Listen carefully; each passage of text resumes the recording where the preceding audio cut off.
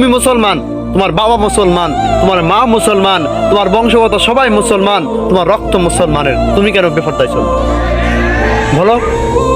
তোমার মা মুসলমান, তোমার বংশগত সবাই মুসলমান, তোমার বাবা মুসলমান, তাহলে তুমি কেন বেপরদায় চলবা? তুমি যুবক কেন একটা মেয়ের পিছে হাঁটবা?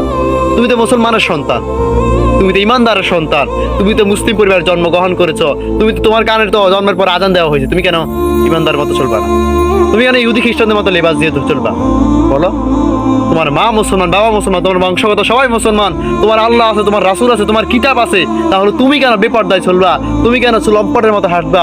তুমি কেন চরিত্রহীন হয়ে যাবে বলো? কোন দোষ আমরা আজকে চরিত্রহীন হয়ে পড়ছি বলো?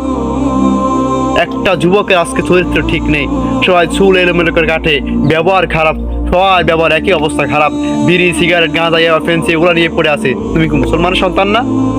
তোমার কি আল্লাহ নাই? তোমার কি রাসূল নাই? তোমার কি কিতাব নাই? তোমার কি নবী নাই?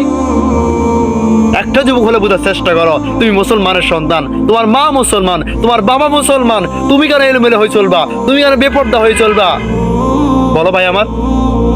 তোমার কি আল্লাহ নাই? তোমার কি রাসূল নাই? একটাবার কি ভাবতে পারলা না?